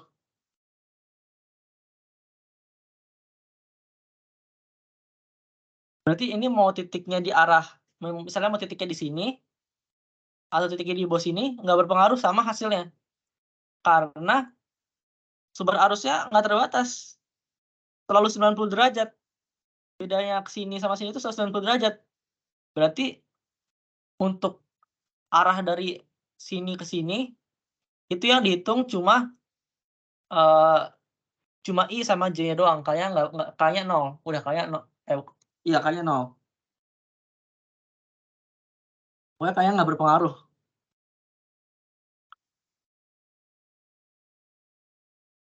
Berarti ini 2I plus J.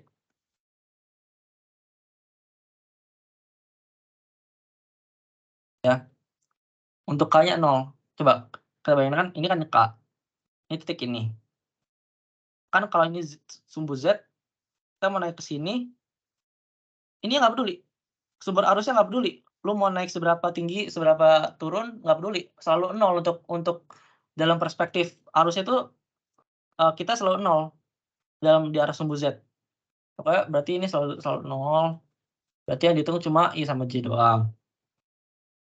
Terus sama lagi kayak cara yang ini, I dikali RB untuk cari arah medan magnet. I dikali RB. I J K 00 minus 2,5 pi 21 210 ya, ini 210. Nanti hasilnya kalian ketemu 2,5 pi I diminus 5 pi J. Nah, ini misalnya sama dengan vektor T. Nah, kita butuh cari unit vektor. Unit vektor T supaya nggak mengubah hasil magnitude HB. Ya, supaya nggak mengubah.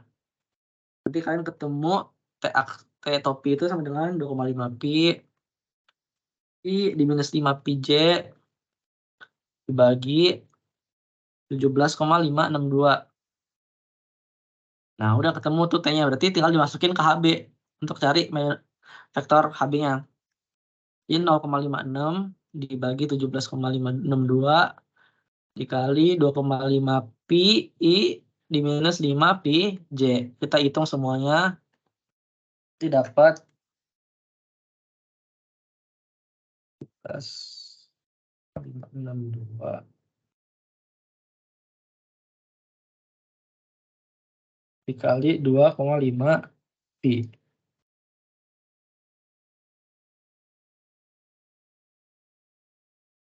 Kalau dari kalkulator ketemunya 0,25 I diminus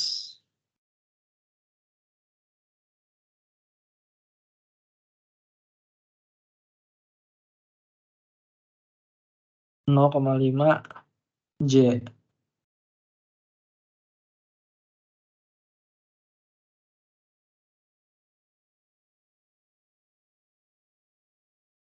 Oke. Berarti ini HB ketemu. Kalau untuk yang nomor C, waduh tambah kecil. Untuk nomor C, berapa jumlah flux medan magnet untuk area yang dibatasi?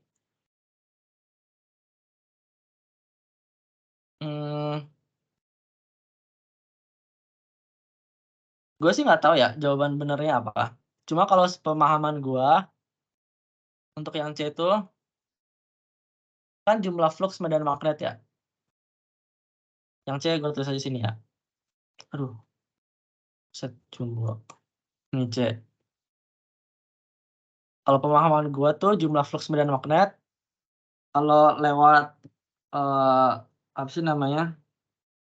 Lewat rumus Maxwell yang kedua. Rumus Maxwell kedua kan divergen dari medan magnet, kerapatan flux magnet sampai dengan 0. Ini tuh inti dari rumus Maxwell yang kedua tuh cuma kasih tahu kalau medan magnet yang masuk ke sebuah permukaan, sebuah permukaan tertutup, itu selalu dengan jumlah yang sama keluar dari permukaan tertutup tersebut. Nah, jadi karena ini jumlah flux medan magnet yang ditanya area yang dibatasi. Ini kan misal area yang dibatasi itu. Ini gua nggak tahu pasti benar atau enggak ya. Kalau salah mungkin bisa salah ini. Yang nomor yang C maksudnya. Misalnya kan ini kan kita coba gambar. Ini Z, ini Y, ini X. Kan itu kan ini apa nih? Ini cylindrical ya. Berarti ini cylindrical coordinate. Berarti nanti hasilnya kira-kira gambarnya gini nih. Gini.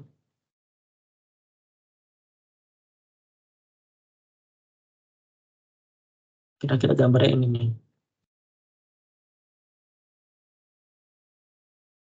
Kira-kira bangun ruang yang ini.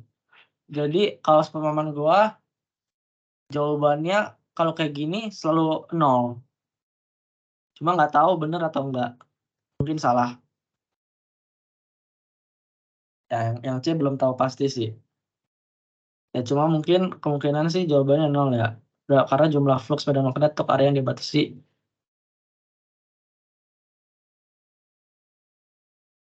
Iya.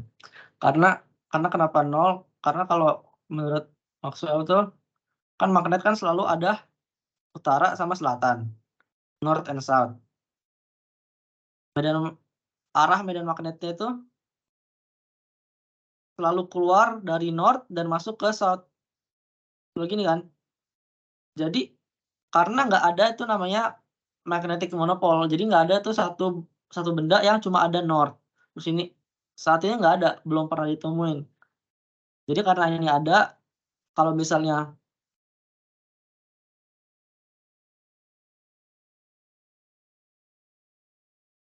ya. Jadi ini kan berlakunya untuk medan magnet ya. Untuk magnet ya. Jadi mungkin kalau untuk magnet medan magnet yang dihasilkan oleh arus mungkin berbeda kali. Tema harusnya nggak sih? Harusnya nggak beda sih. Kan kalau arus kan berarti memutar ini, muter ke sini. Ya mungkin jawabannya 0. Udah sih, itu aja. Berarti ini A udah yang nggak pasti benar, C belum tahu benar pasti atau enggak. Cuma A sama B harusnya udah pasti benar ini. Oke. Mungkin udah sampai situ aja kali ya guys, udah lama banget. Oke. Nanti bakal gue share ini di filenya sama mungkin link-link untuk belajar di Google gitu. Udah sekian itu dari gua. Terima kasih guys. Oke, dahan. Oke, ini bentar gua recordnya gua end dulu, stop dulu ya. Bentar. Ya. Wait. Nah,